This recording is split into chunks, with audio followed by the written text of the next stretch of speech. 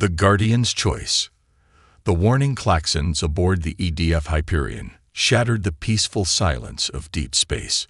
Lieutenant Sarah Chen's eyes snapped open as red emergency lights bathed her quarters in a crimson glow. She was moving before the ship-wide announcement finished its first cycle, muscle memory driving her through the practiced motions of suiting up. Unidentified vessel detected on long-range sensors, the AI's calm voice reported. Trajectory indicates possible collision course. All hands to battle stations. Sarah sprinted through the corridors of the Earth Defense Force's newest patrol vessel, her boots magnetized to the deck plating as artificial gravity fluctuated. The Hyperion was officially on its maiden voyage, testing new defensive systems along the border of human space. They weren't supposed to encounter anything out here except the occasional merchant vessel or mining operation. The bridge doors parted with a soft hiss as Sarah arrived at her post. Captain Rodriguez stood at the tactical display, his weathered face illuminated by the holographic representation of local space. "Status report," she called out, sliding into her station at weapons control. "Unknown vessel appeared at the edge of our sensor range 10 minutes ago," Rodriguez replied, not looking up from the display. "No matching registry in our database. It's small, probably a courier or personal transport. But here's the weird part. It's putting out more energy than a ship that size should be capable of generating." Sarah's fingers danced across her console, bringing weapons systems online. Standard procedure dictated they treat any anomalous contact as potentially hostile until proven otherwise.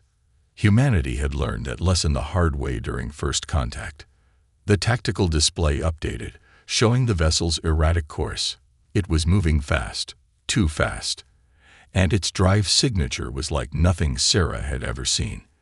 Energy readings spiked and plummeted in patterns that defied known physics. "Sir," Sarah called out, "those energy fluctuations, they're following a pattern. I think it's a distress signal." Rodriguez raised an eyebrow. "Can you decode it?" "Negative, but the timing is too regular to be random. Whatever's out there, they're trying to get our attention."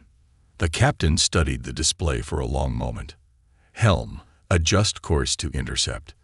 Lieutenant Chen, keep those weapons hot. If this is a trap, I want to be ready." As they drew closer, more details became apparent. The unknown vessel was sleek, almost organic in design, its hull composed of what appeared to be overlapping plates of an iridescent material. But parts of it were clearly damaged, with long scorches marring its beautiful surface. Energy spike. Sarah's warning came just as a beam of pure white light lanced out from the vessel. But instead of striking the Hyperion, it resolved into a holographic projection in the center of the bridge. The figure that appeared was unmistakably female, but definitely not human. Her skin had a faint luminescent quality, and what looked like crystalline patterns traced across her features. Her eyes were entirely silver, without pupils or irises, yet somehow conveyed a desperate intensity. "Please," the figure spoke, her voice resonating on multiple frequencies simultaneously. "I seek asylum under the Protected Refugees Act of the Galactic Concordat. My life is in danger, and I have information vital to the survival of both our peoples." Sarah's hand remained steady on her weapons console, but something in the alien's voice struck a chord. There was real fear there, and something else, the kind of bone-deep exhaustion that came from running for far too long. Captain Rodriguez stepped forward. "I am Captain Miguel Rodriguez of the Earth Defense Force vessel Hyperion. Identify yourself and state the nature of your emergency." The hologram flickered, and for a moment the alien's regal bearing slipped, revealing raw desperation. "I am Princess Lyra of the Aetheri Ascendancy. My own people hunt me because I discovered something they wish to keep hidden. Something that threatens not just humanity, but all sentient life in this sector of space." Before Rodriguez could respond, Sarah's console erupted with warnings. "Multiple contacts. 3 vessels just dropped out of FTL. Configurations match known Aetheri warships." The hologram of Princess Lyra turned, her expression one of pure terror. "They found me. Please, you must help me. If they take me back, millions will die. I offer myself as a ward of Earth in exchange for protection. Please, you're my only hope." Rodriguez's jaw tightened as he assessed the situation. The Aetheri were technically allies of Earth, but distant ones. Their technology was centuries ahead of humanity's, and they rarely deigned to interact with lesser species. For one of their royalty to be fleeing their own people, "Your Highness," Rodriguez said carefully, "requesting asylum is a serious matter. If we grant it, it could spark a diplomatic incident." "There won't be any diplomacy left if you don't help me," Lyra insisted. "What I discovered, it changes everything we thought we knew about the Ascendancy. Please, I can prove everything I'm saying. But first, you have to help me survive." Sarah studied the tactical display. The Aetheri warships were closing fast, their weapon systems powering up. In moments, they would be in range to either fire or attempt to trap both ships in a containment field. "Sir," she said quietly, "if we're going to make a decision, it needs to be now." Rodriguez met her gaze, and Sarah saw the weight of command in his eyes. This decision could affect not just their crew, but potentially the relationship between humanity and one of the most powerful civilizations known to exist. "Your Highness," he said finally, "prepare for emergency docking." "Lieutenant Chen, ready point defense systems. If those ships want to start a war over this, they'll have to fire the first shot." The hologram of Princess Lyra bowed deeply. "Thank you. I swear by all I hold sacred, you won't regret this decision." As Sarah's fingers flew across her console, bringing the Hyperion's full defensive suite online, she couldn't shake the feeling that they had just stepped into something far bigger than a simple rescue mission. The way the princess had spoken of threats to all sentient life, the desperation in her voice. This was just the beginning. The Aetheri warships grew larger on the display, their graceful forms belying their deadly nature. Sarah had studied what little was known about their capabilities during her training. If it came to a fight, the Hyperion would be badly outmatched. But that was the thing about humans that their alien allies and enemies alike often forgot. Being outmatched had never stopped them before. Echoes of trust. The emergency docking procedure was nothing like the smooth operations Sarah had practiced in simulations. Princess Lyra's ship, damaged as it was, could barely maintain stability as it approached the Hyperion's ventral airlock. Sarah watched from the bridge as the distance closed, acutely aware of the 3 Aetheri warships bearing down on their position. "They're charging weapons," she reported, keeping her voice steady despite the tension knotting in her stomach. Targeting solutions locked on both vessels. A new hologram materialized on the bridge, this one depicting an Aetheri military commander. Unlike the princess, his crystalline features were sharp and angular, his silver eyes cold as winter frost. "Earth vessel, you are interfering in an internal Aetheri matter. Power down your shields and prepare to be boarded, or we will consider this an act of war." Captain Rodriguez stood straight, his expression neutral. "This is sovereign Earth territory, Commander. Your fugitive has requested asylum under galactic law. Unless you want to explain to the Concordat why you violated multiple treaties, I suggest you power down your own weapons." The commander's face twisted in what might have been amusement or contempt. Sarah still couldn't read Aetheri expressions well. "You primitives understand nothing of what's at stake. That fugitive is a traitor to the Ascendancy. She will destroy everything we've built. The only thing I'll destroy is your lies." Princess Lyra's voice cut through the exchange as her ship finally locked into place with the Hyperion's airlock. "Captain, I'm aboard. Please, we must leave immediately." Sarah's tactical display lit up with new warnings. "Sir, they're deploying some kind of energy net. If we don't move now, they'll trap us here." Rodriguez didn't hesitate. "Helm, execute emergency jump pattern Delta. Lieutenant Chen, defensive screen at maximum." The Hyperion's engines roared to life, the massive ship pivoting on its axis as it prepared to jump to FTL. The Aetheri commander's hologram flickered with rage. "This is your final warning. return the princess, or whatever threat he intended to make was cut off as Sarah activated the ship's electronic warfare suite, scrambling the communication signal. The Hyperion lurched as the first shots from the ethery vessels struck their shields, but moments later, the familiar disorientation of FTL travel washed over the bridge crew. They weren't safe, not by a long shot, but they had bought themselves some time. "Security team to ventral airlock," Rodriguez ordered. "Lieutenant Chen with me. Let's go meet our guest." The walk to the airlock felt longer than usual, each step heavy with the weight of what they'd just done. They had effectively kidnapped an alien princess, at least in the eyes of the Aetheri Ascendancy. If they were wrong about her claims, if this was some elaborate deception. The airlock cycled open to reveal Princess Lyra supported between two security officers. Up close, she was both more and less alien than her hologram had suggested. Her luminescent skin pulsed faintly in time with what Sarah assumed was her heartbeat, and the crystalline patterns she had noticed before were actually part of her biology, like iridescent veins just beneath the surface. But she was also clearly injured. A dark fluid that might have been blood seeped from several wounds, and her silver eyes were dimmed with pain. "Get her to medical," Rodriguez ordered. "Full quarantine protocols." "Wait," Lyra gasped, reaching out with one delicate hand. "The data. In my ship's core. You must." "We'll secure your vessel," Sarah assured her. "Right now, you need treatment." The princess's grip was surprisingly strong as she caught Sarah's arm. "You don't understand. The core will self-destruct if anyone but me attempts to access it. The information it contains, it's everything. Proof of what they've done, what they're planning. Please." Rodriguez looked between them, then nodded to Sarah. "Go with her. Get that data, then report to my ready room. Whatever's on that core better be worth the shitstorm we just started." The next hour passed in a blur of activity.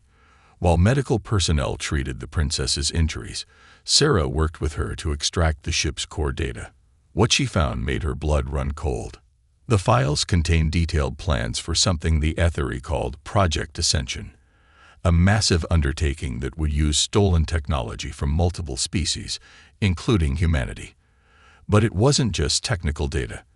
There were security footage, personal logs, and communication records that painted a disturbing picture. The Aetheri Ascendancy, long considered one of the most advanced and enlightened civilizations in known space, had been systematically absorbing or eliminating other species' technological achievements for centuries.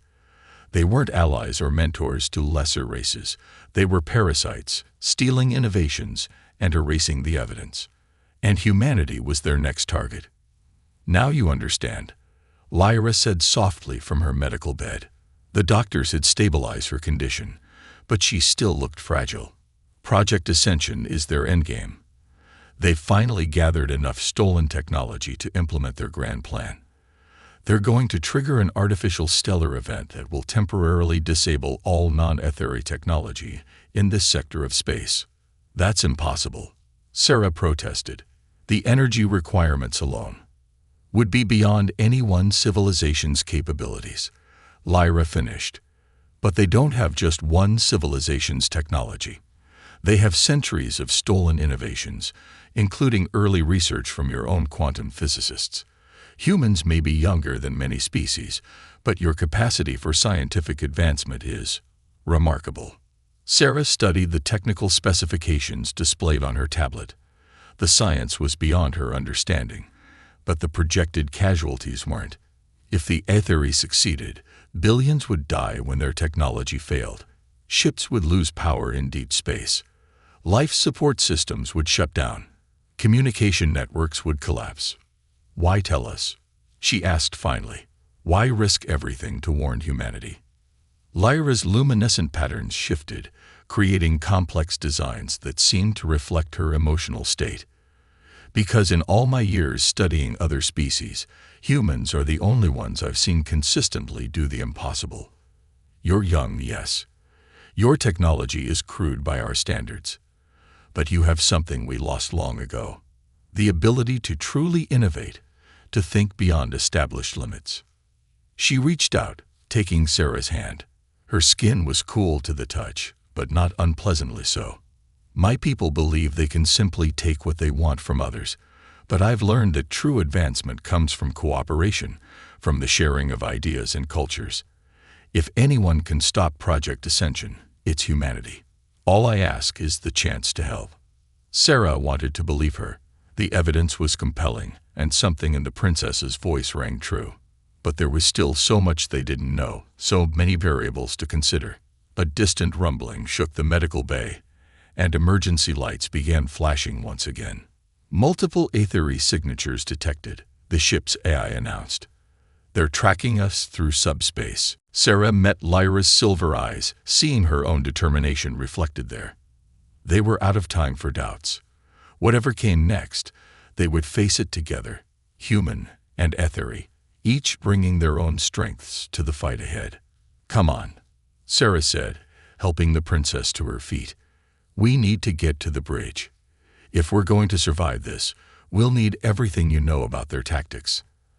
As they hurried through the corridors, Sarah couldn't help but smile grimly. The Aethery thought humanity was primitive, underestimating them just as so many alien species had before. They were about to learn what happened when you backed humans into a corner. It was time to show the galaxy why you should never bet against Earth. Breaking protocol. The Hyperion's bridge was a storm of activity when Sarah and Lyra arrived.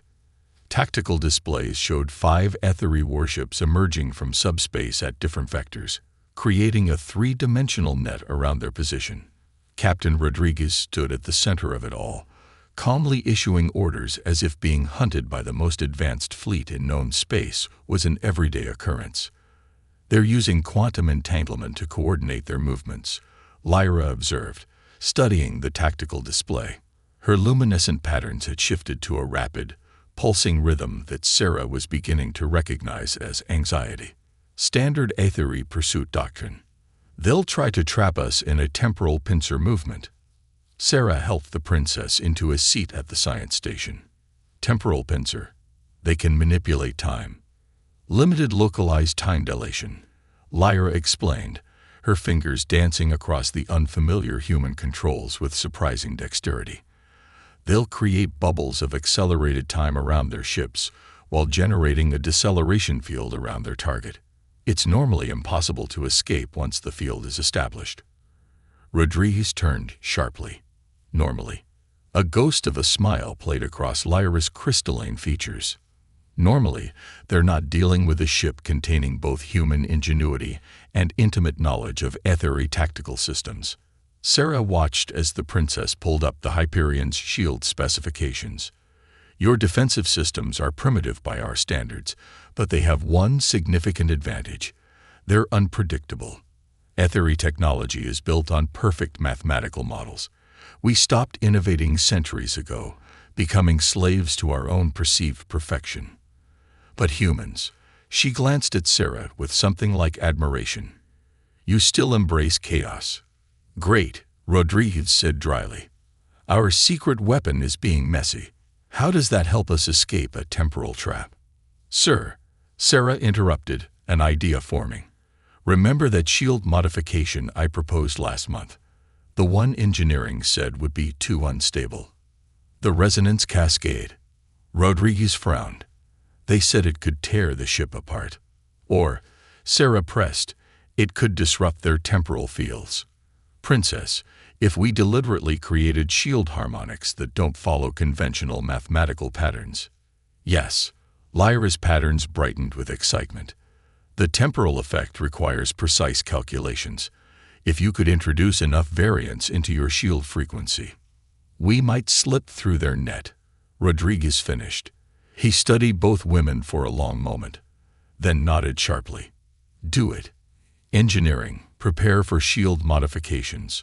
All hands braced for possible structural damage.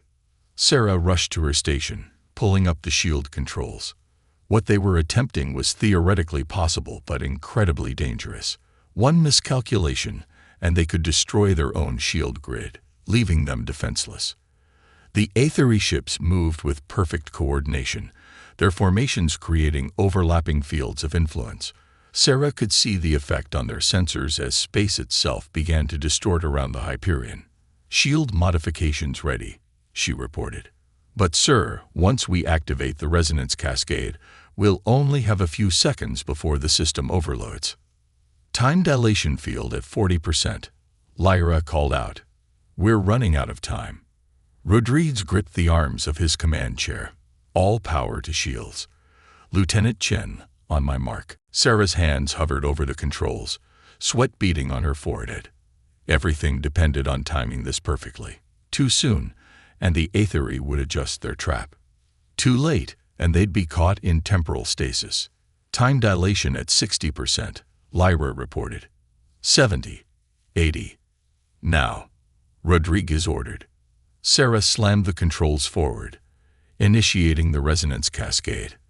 The Hyperion's shield grid lit up like a miniature sun as conflicting frequencies tore through the carefully maintained harmonics.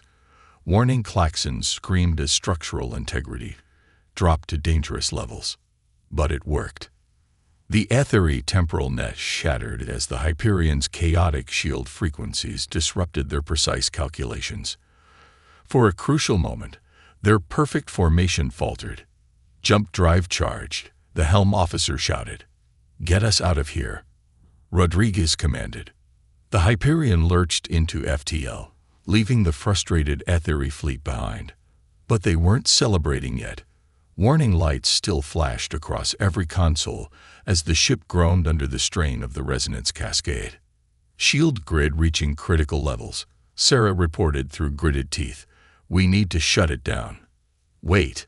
Lyra moved to Sarah's station, her patterns pulsing rapidly. "The cascade. It's creating the unique energy signature. If we can maintain it for just a few more seconds, we might be able to mask our FTL trajectory.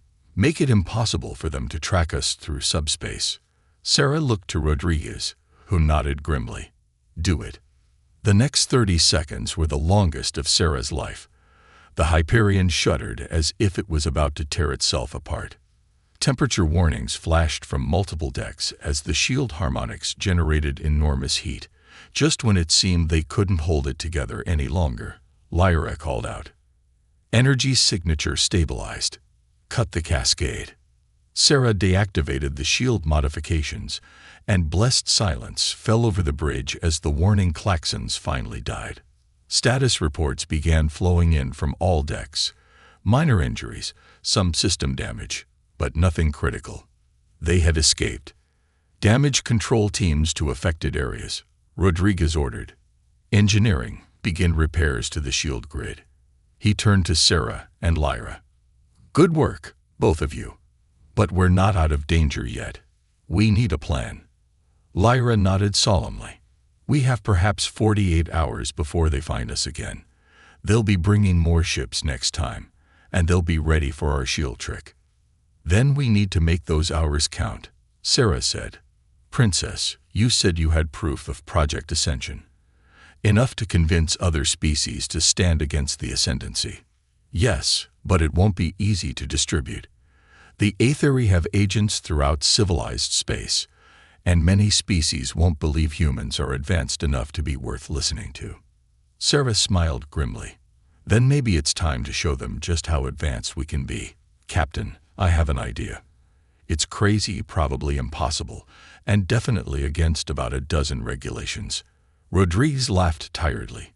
"Lieutenant, I think we're well past worrying about regulations. What did you have in mind?" As Sarah outlined her plan, she watched Lyra's expression shift from skepticism to cautious hope.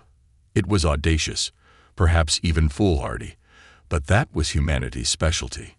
When faced with impossible odds, sometimes the only solution was to try the impossible. They had 48 hours to save civilization as they knew it. It was time to show the galaxy that humanity's greatest strength wasn't their technology or their weapons. It was their refusal to accept defeat. Warriors of two worlds. Sarah's plan was either brilliant or suicidal, possibly both.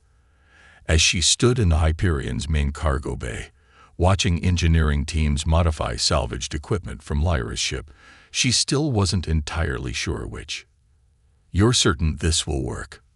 Lyra asked, her luminescent patterns shifting in what Sarah now recognized as nervous anticipation. The princess had recovered significantly under the medical team's care, though she still moved with careful precision. "Honestly, no." Sarah adjusted a power coupling on the makeshift device they were building. "But that's kind of the point. The Aetheri expect perfect, predictable solutions. We're going to give them the opposite." The device looked like something from a mad scientist's laboratory. A hybrid of human and Aetheri technology that probably violated several laws of physics.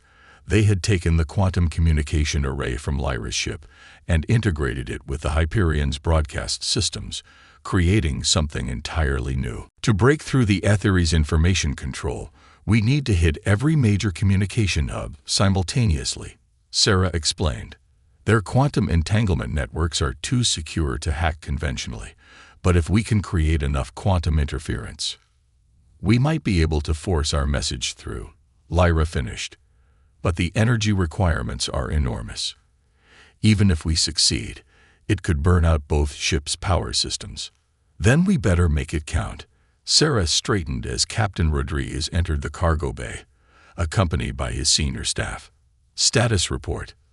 Long-range sensors detect multiple Aetheri battle groups converging on this sector," Rodriguez said grimly. "They're not taking any chances this time. We estimate 2 hours before they find us." Sarah nodded. It was sooner than they'd hoped, but they didn't have a choice. "The device is ready for testing, Princess." Lyra stepped forward, placing her hand on the hybrid console. Her crystalline patterns began to pulse in complex sequences as she interfaced with the Aetheri components. "Connection stable. But Sarah, there's something I haven't told you." Sarah felt her stomach tighten. "What is it?" "To broadcast through their quantum network, we need a direct neural interface."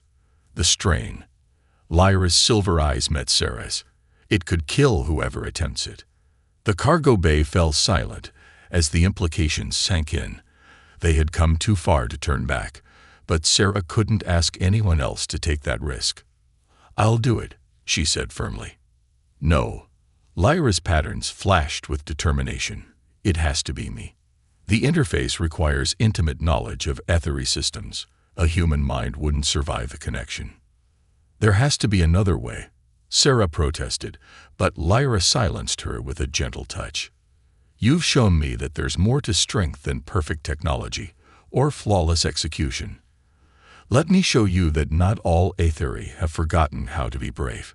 Before anyone could stop her, Lyra pressed her hands against the quantum interface. Her patterns erupted in brilliant light as her consciousness merged with the device. Sarah rushed to support her as she swayed, watching in horror and amazement as streams of data began flowing through the hybrid systems. Multiple Aetheri signatures detected. The ship's AI announced. "They found us." Rodriguez snapped into action. "Battle stations. All hands prepare for combat. Engineering, give that device everything you can spare." The Hyperion shuddered as the first shots from the Aetheri fleet struck their shields. But Lyra maintained her connection, her patterns pulsing faster and brighter as she pushed more of herself into the quantum network. "Broadcast commencing," she gasped. "The proof, the records, everything. I'm pushing it through their own secure channels. They can't stop it without shutting down their entire network." Sarah watched the sensor readings in awe as the hybrid device performed its impossible task. Across known space, every quantum communication hub simultaneously received their transmission. The evidence of Project Ascension and the Aetheri's centuries of technological theft was being broadcast to every species capable of receiving it. But the cost was horrifying. Lyra's luminescence was fading, her patterns becoming erratic as the neural interface drained her life force. "That's enough," Sarah insisted, trying to pull her away from the console. "The transmission is sent. You have to disconnect." "Not yet." Lyra's voice was barely a whisper. "Have to. Make sure. They can't bury it again." The Hyperion rocked with another impact. "Shields at 30%. Someone shouted. "We can't take much more of this." Sarah made a decision. She wrapped her arms around Lyra and pressed her own hands against the quantum interface. Pain like nothing she'd ever experienced lanced through her mind as she connected with the hybrid systems. She couldn't understand the quantum calculations or the intricate pathways of aetheric networks, but she could offer her strength, her determination, her very humanity to support Lyra's fading consciousness. Together, they held the connection as the transmission completed its journey through the quantum networks. Sarah felt Lyra's gratitude and amazement at this final proof of human resilience, the willingness to risk everything to help another, even across the boundaries of species. Finally, mercifully, the device powered down. Sarah caught Lyra as she collapsed, her patterns dim but still pulsing. They had done it. Multiple ships dropping out of FTL, the tactical officer announced. Reading signatures from 6 different species, they're positioning themselves between us and the aetheric fleet. Rodriguez laughed in disbelief. "Looks like your message got through, Princess. The galaxy is finally paying attention." Sarah helped Lyra to a seated position, supporting her as her strength slowly returned. Through the cargo bay viewport, they could see ships of various designs moving to protect the Hyperion. Vessels from species that had long suffered under aetheric manipulation, now united in defense of the truth. "I never thought I'd see this," Lyra whispered, her patterns gradually brightening. "My people have lived so long in isolation, believing ourselves superior. But in just a few days, you humans showed me more about true strength than centuries of aetheric philosophy." Sarah smiled, though her head still throbbed from the neural interface. "That's because we're too stubborn to know when something's impossible." The aetheric fleet hung motionless in space, facing not just the Hyperion but representatives from dozens of species they had wronged over the centuries. Their perfect formations meant nothing now. Their carefully maintained secrets were exposed. But this wasn't the end. It was just the beginning of a new chapter in galactic history, one where humanity would play a crucial role in bridging the gaps between civilizations. Sarah looked at Lyra, seeing not an alien princess, but a friend who had risked everything to do what was right. Together, they had proven that the greatest achievements come not from stolen technology or perfect calculations, but from the courage to stand together against impossible odds. Legacy of Stars. The week following the quantum broadcast transformed galactic politics more thoroughly than the previous 1,000 years of careful diplomacy. Sarah watched it unfold from the observation deck of Earth's primary orbital station, where representatives from 24 species had gathered for an emergency summit. "Still strange to see them all in one place," Lyra said, joining her at the viewport. The princess's patterns had fully recovered their luminescence, though they now shifted in subtly different ways, more dynamic, less rigidly controlled, especially the aetheric delegation. Below them, Earth shone like a jewel against the darkness of space. Ships from various civilizations orbited in carefully coordinated patterns, including several aetheric vessels. But these weren't warships. They were diplomatic carriers, bringing representatives of the Ascendancy's new provisional government. "How are you handling it?" Sarah asked, seeing your people's leadership replaced. "Better than I expected." Lyra's patterns rippled thoughtfully. "The hardliners who supported Project Ascension are being brought to justice. But more importantly, I'm seeing something I never thought possible, aetheric actually learning from other species." She wasn't exaggerating. The exposure of Project Ascension had shattered the aetheric's carefully maintained image of superiority. Faced with united opposition from multiple species and their own population's horror at centuries of deception, the Ascendancy had been forced to change. "Captain Rodriguez says the technical exchange programs are already producing results," Sarah noted. "Turns out when you actually cooperate instead of steal, everyone benefits." Human innovation combined with aetheric precision. Lyra smiled. "We've already discovered dozens of applications we never considered. Your people's ability to think laterally, to see connections we miss. It's revolutionary." Their conversation was interrupted by a soft chime. The summit was about to begin. Sarah straightened her dress uniform, still not quite comfortable in the formal attire her new role required. "Ready for this?" she asked Lyra. "As ready as I'll ever be." The princess's patterns betrayed her nervousness. "I never expected to help draft a new galactic charter." They made their way to the station's main conference chamber, where representatives from across known space had gathered. Sarah took her place at the Earth delegation's table, while Lyra joined the reformed Etheri contingent. The next several hours were filled with detailed discussions of technology sharing, cultural exchange, and mutual defense. But underlying every conversation was a fundamental shift in how species viewed each other. The Etheri's fall from grace had proven that no civilization was inherently superior, that true progress came from cooperation rather than competition. The human approach to problem-solving has particularly impressed us, the Xantheri ambassador noted during one session. Their crystalline forms sparkled as they spoke. The way they combined Etheri quantum technology with their own systems. It shouldn't have worked, yet it did. "That's because they don't let theoretical impossibilities stop them," Lyra replied, her patterns showing pride. "They see barriers as challenges to overcome, not absolute limits." Sarah listened as species after species offered similar observations. Humanity's primitive technology and chaotic methods were being reframed as valuable assets. Their very unpredictability made them essential partners in this new galactic order. During a break in the proceedings, Sarah found a quiet moment alone with Lyra in one of the station's gardens. Earth plants grew alongside specimens from other worlds, creating beautiful and unexpected combinations. "Did you ever imagine it would turn out like this?" Sarah asked, watching Earth's sun set through the station's transparent dome. "When you first sent that distress signal?" "Never." Lyra's patterns shifted in amusement. "I hoped to prevent a catastrophe, nothing more. Instead," she gestured at the garden. "Instead, we've started something entirely new. My people are learning to innovate again, to see beauty in imperfection. Other species are sharing technologies they've kept hidden for centuries, knowing they'll be met with collaboration rather than theft. And humanity, you've proven yourselves essential to the galaxy's future." Lyra turned to face her friend.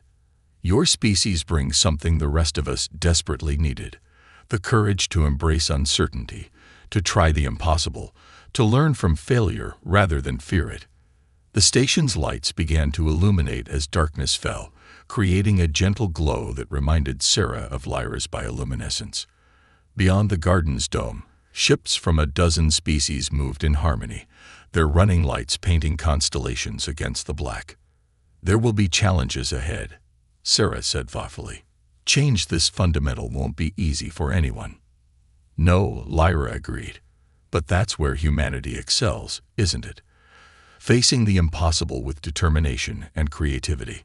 Her patterns formed complex geometries that Sarah had learned to recognize as joy. "Besides, we've proven what we can achieve when we work together.